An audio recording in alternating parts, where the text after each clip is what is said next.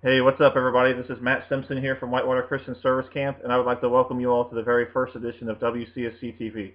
This program is designed to help get the word out about everything going on at Whitewater Christian Service Camp, as well as for us to try something different that I thought might give us the opportunity to have some fun along the way. We will be regularly uploading videos to our new WCSC TV YouTube channel, and all of our videos will be shared to our other social media as well. Along with being our first edition of WCSC TV, this video is also the first ever episode of a new series we are calling WCSC Stories. Throughout this series, we'll take a deep dive into the wide variety of experiences people have had growing up at Whitewater Christian Service Camp and share some of our best stories about our camp experiences. We will share a variety of stories including funny, memorable, and life-changing moments. A typical episode of WCSC Stories will consist of myself serving as the host of the show, as our guests will answer questions and guide the audience through their WCSC journey. It is our prayer that by listening to the experiences of others, that our viewers may be reminded of their own WCSC experience and be encouraged that Whitewater Christian Service Camp is making strides today to make sure that every camper who comes to our camp is afforded the same opportunity to make lifelong and life-changing memories as well. For our campers who are listening, we hope that you may utilize the WCSC Story series as a way to look forward to coming to camp and to gain insight into the past experiences and history of Whitewater Christian Service Camp. I decided that it would be fitting that the subject of our very first episode of WCSC Stories would be myself, and I could provide this video to accompany our announcement that I have been hired as the new camp coordinator for Whitewater Christian Service Camp. So to start off my WCSC story, I will first give a little bit of background about myself. I'm currently 26 years old, and I grew up in Hidden Valley Lake, which is just outside of Lawrenceburg, Indiana. My home church is Bright Christian Church, and I've been in that church all of my life. I have 3 brothers who are all older than me. The picture on the left shows us all when I was just a baby. I also have 2 younger sisters, which puts me right in the middle of the 6 of us. Being the youngest of the boys in my family really drove me to develop a competitive nature, as I needed to be able to keep up with my older brothers. This competitive nature, as I grew up, developed into a very self-determined and hardworking persona. As a result, schoolwork always came pretty easy to me, and I was a good student during my entire educational tenure. However, as the other kids in school knew about this, I often ended up spending time helping others with their homework and sometimes trying to teach them how to get the right answer. Without tooting my own horn too much, which I really don't like to do, I would say that the biggest personality traits that I developed growing up were hard work and helping others. These are traits that have earned me the reputation that I have today. I graduated from East Central High School in 2013, and from there I went on to attend Purdue University. I graduated from Purdue in 2017 with a bachelor's degree in agricultural engineering. As you can see, there's a photo of me on the right on my graduation day. From there, I would eventually go on to my current position as an environmental engineer for the Indiana Department of Environmental Management. Now let's get into my WCSC story. So here are some photos from my time as a camper, and I made sure to include a really nice picture of me and Jimmy in the bottom middle there as well. First of all, to set the stage, I attended my regular week of camp every year that I was eligible, so I was a camper from 2000 to 2013. Up until the summer after my freshman year of high school, I attended 1 week of camp every year, which would be the week specific for my grade. However, in 2010, that all changed. There are a couple of things that happened to make the change possible. Firstly, I had stopped attending 4-H camp, which was always the same week as work study week. And secondly, a new camp week called Wilderness Week was started in 2010. During junior high week in 2009, the year prior, I had several friends tell me that I was missing out by not going to work study week. People were telling me that work study week was the most fun and different week camp they had ever been to, and I knew by the end of that week that there was no way I could miss work study week 2010. While attending my first work study week in 2010, I could hear why everybody had hyped it up so much and said it was so different. Having 2 2-hour periods every day set aside for working to prepare the camp for the upcoming season certainly was different than my usual camp experience. On top of that, I experienced excellent teaching and Bible study that was the deepest I had experienced to that point. Work study week was fun and challenging at the same time, which was great for somebody like me. During my first work study week, I worked on 2 major projects: repairing and rebuilding the shutters for the cabin windows and mulching the parallel trails in main camp area. There is much more I could say about my experiences with being on the mulch crew, but maybe we'll save that for another video. I really enjoyed working on these projects during my first work study week, and I truly believe that everyone there had worked as hard as they could to get their jobs done, and the team atmosphere was amazing. This is why it was especially encouraging when Darren Ayler, the Dean of Work Study Week, gave me an award at the end of the week with the honor of being the workhorse. which was reserved for the hardest worker of the week. After Work Study Week 2010, I had a new outlook on all the work that goes into keeping the camp running, and I began thinking how I could do more. Toward the end of Work Study Week 2010, the same friends who had convinced me to come to Work Study Week a year earlier were now convincing me to come back in a couple weeks for the first ever Wilderness Week.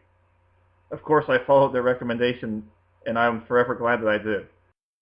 During Wilderness Week 2010, I was able to see the camp in a different light, and I was also able to see the resilience of the Whitewater community as a whole. On the first night of the first ever Wilderness Week, a huge thunderstorm came through the camp. Most people decided to stay in the cabins for that night, since they did not want to get soaked in their tents that we had all set up down in the woods. Of course, my tent, maybe we were thinking that we were cool, or that we were being extra tough, we decided to be one of the only groups that stayed in their tent that night. By the time the morning came, everything was soaked inside our tent, and I did not get much, if any, sleep the night before. The storm had turned the whole wilderness camp into a muddy mess, and everyone's belongings were soaked. The response I saw from everyone the next day was incredible, and I saw the perfect example of what makes Whitewater Christian Service Camp so special. I didn't hear a single complaint from anybody about the mud or everything in their tent being soaked. Instead, I saw everyone working together to get things done. I saw guys spreading out mulch and straw over the muddy base camp area so we had a path to walk on. I saw girls taking loads of clothes and bedding up to the mess hall where they washed it and dried it before we turned it back to whose it was. I saw Doug Hudson, who is now the Dean of Wilderness Week, splitting wood that was soaking wet so that we could start a fire to dry our shoes out. And most remarkably is what I didn't see. I didn't see anyone pack their bags and ask to go home. I didn't see anyone asking to stay in a cabin for the rest of the week. I saw a group of people who were committed to finishing out the first Wilderness Week in spite of what the weather had thrown at us. We all knew that this week could be really special, and if we stopped at that point, we may have never recovered and really gotten started. We signed up for a week in the wilderness, and that is exactly what we got. Here are some photos of the Wilderness Camp base area a couple days after that storm. You can see that there's straw everywhere covering up the mud just so we could walk around. And on the right side, you can see some people carrying milk crates, and that's because we use those as seats for our class time down at Wilderness Camp. Here's a couple more photos from that same week at one of the class areas and on the hiking trail.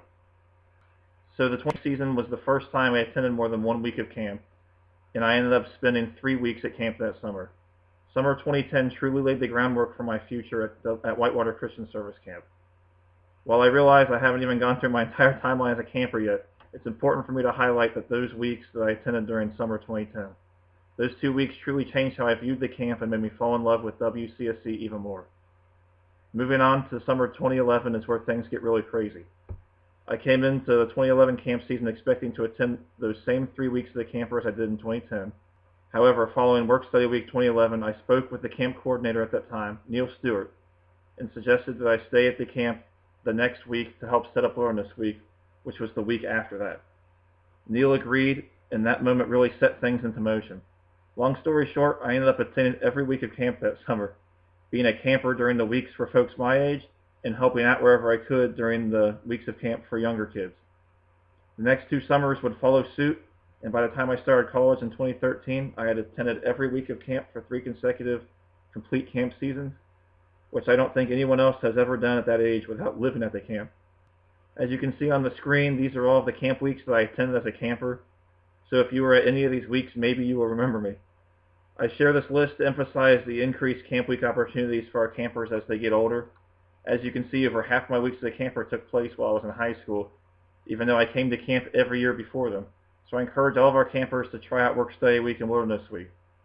I spent all 4 summers that trailed my college years, from 2014 to 2017, at camp as well. That brings the total to 7 consecutive summers that I was at camp for the whole season, from 2011 to 2017, although I did miss a few weeks along the way. I coined the term of seasonal camp operations assistant for myself to put on my resume, because I truly was involved in everything that went on behind the scenes during any given week of camp during those years, and I couldn't come up with a better way to describe my position. Every day during that time was jam-packed full of responsibilities, but also offered a great deal of fun and learning. I was able to learn so much about everything that it takes to keep a week of camp running, and it also meant that I was able to observe the campers grow up year after year, which is something I really thought was cool to see, and I continue to love seeing our campers return each year. A normal day as a seasonal camp operations assistant began very early, since I would help the cook get breakfast ready while everyone else was still asleep or getting ready for the day. For each meal, I would help the cook get everything together and then serve the meal.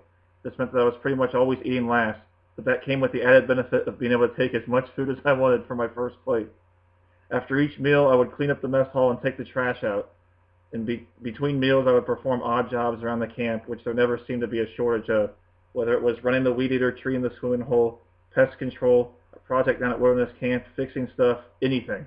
But no matter how busy I was, I always made sure to be available during the afternoon hours so I could play games and interact with the campers.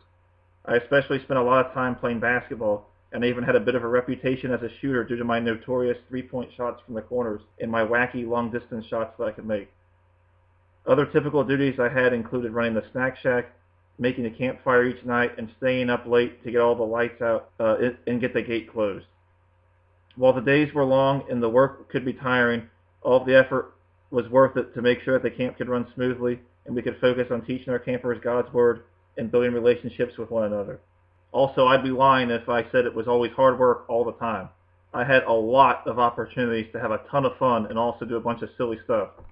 I also had lots of great fellowship with our campers and staff. And I'm sure some of those stories will come out as the series progresses as well.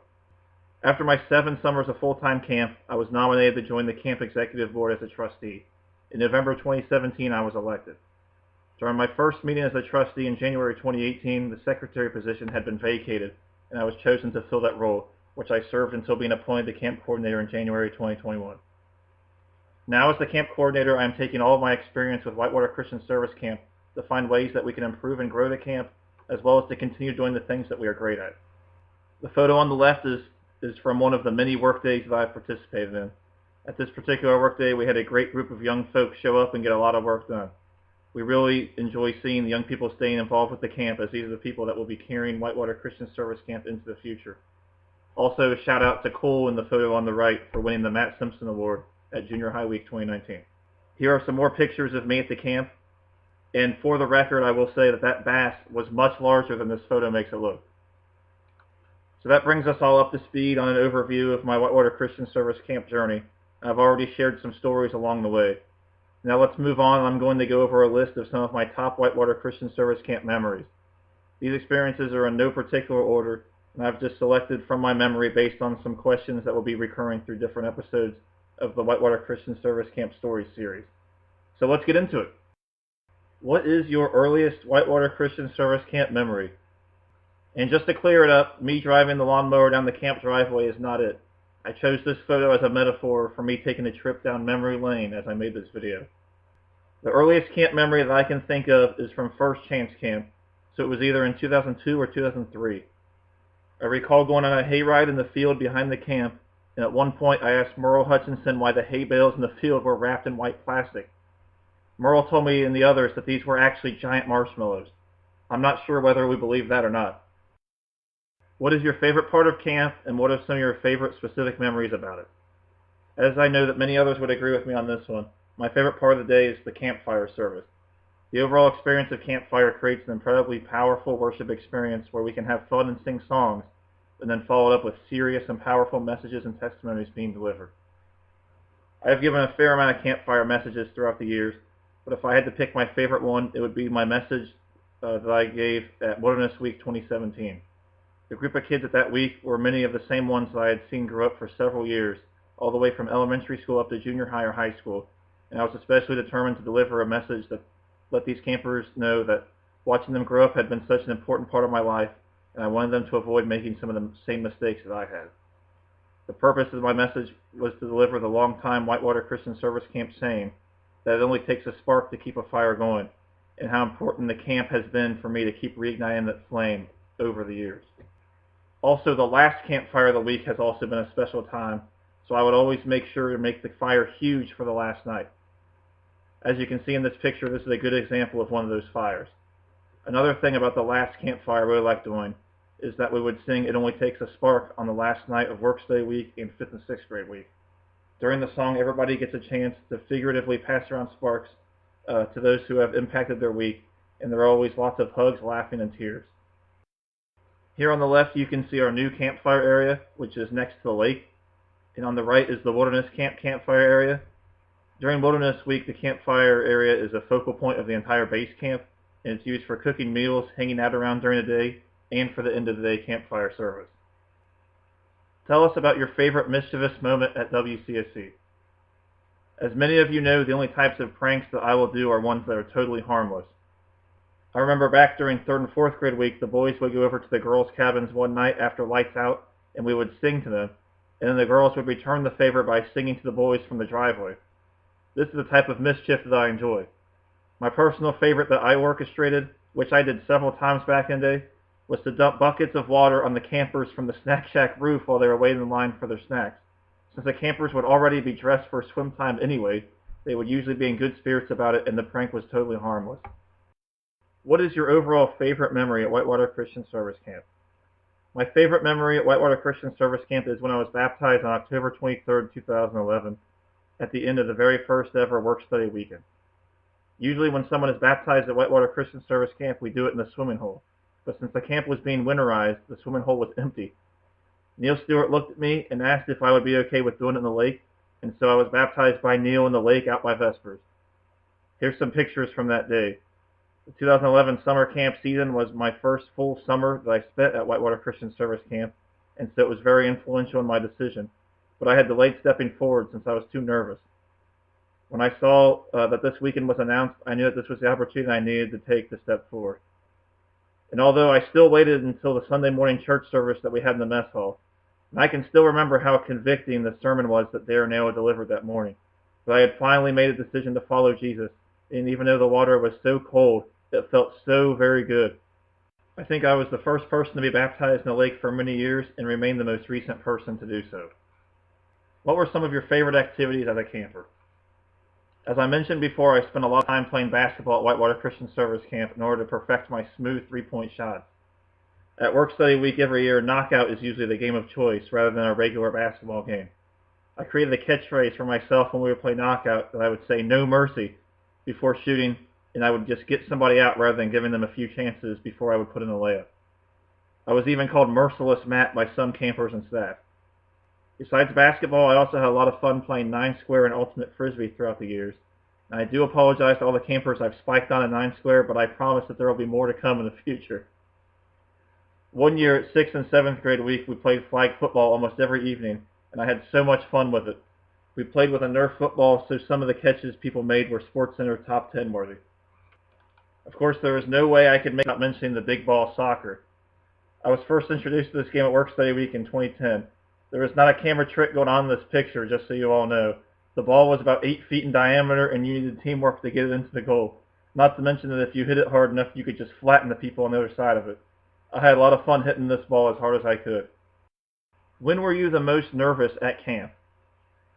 Well, first of all, please pay no attention to the totally unrelated image of me holding a giant snake on the first night of Wilderness Week in 2010. Besides that, the most nervous I've ever been at Whitewater Christian Service Camp was right before my first ever Vespers message at 5th and 6th grade week 2011. I had nothing prepared because I forgot which day I was supposed to speak. Luckily, Neil shared a devotional with me right before it was time to head to Vespers, but I wasn't sure how well I could connect on the message. I remember that the message was about bearing good fruit, but that's about all I remember, and I think it only lasted about 5 minutes. What is your favorite camp meal? Okay, so I'm going to cheat for this answer, and I'm going to pick one for every meal. So without a doubt, my favorite breakfast is biscuits and gravy. As I once told Joe Smith when he saw me devouring my meal, when it comes time for biscuits and gravy, it's on.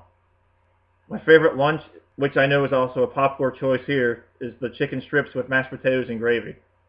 I wouldn't just go back for seconds, but also for thirds. I do have one sad story about these, is that there was one time that I was so excited for this meal, but while serving seconds, I may have been a bit too generous, and I gave away the rest of the chicken strips to the campers, thinking that there were already some set aside for me and Joe. We often did not eat until after seconds was served. But unfortunately for us, we were out of luck, and we had to wait another week for the chicken strips. And I know that my favorite dinner pick is going to upset the Farmer Brown crowd, but I think that mine is actually the Hobo Packs from Wilderness Week. Tell us about your most iconic moment at Whitewater Christian Service Camp. Okay, so hopefully some of you recognize this photo here, but to explain, I need to provide some backstory. Several years ago at camp, I had joked about becoming a rapper just for fun. Since I'm kind of nerdy, I decided that my rap persona would be called MC Squared. Very infrequently over the next several years, I would release a new song just for fun. Now fast forward to Junior High Week 2019. I was staff for that week of camp, and after a funny dance-off before chapel service, the Dean of the Week, Matt Loper, said that I would be performing a concert as MC Squared later in the week. This was my first concert of any kind, and I was pretty nervous about how this would go over with the campers. But I went ahead and prepared about a 15-minute set with an encore to try to give everyone the show that they would hopefully enjoy. As you can see in the photo, I didn't have my lyrics memorized since I had recorded some of my songs several years prior, so I had to use the pulpit stand to hold my printed out lyrics. To my surprise, the concert ended up going really well, especially the performance of my new single, Jonah. Who knows, perhaps there'll be more MC Squared music and another MC Squared concert in the future. I know this just touches the surface of my WCSC story, but I am hopeful that each person listening can take something from this video.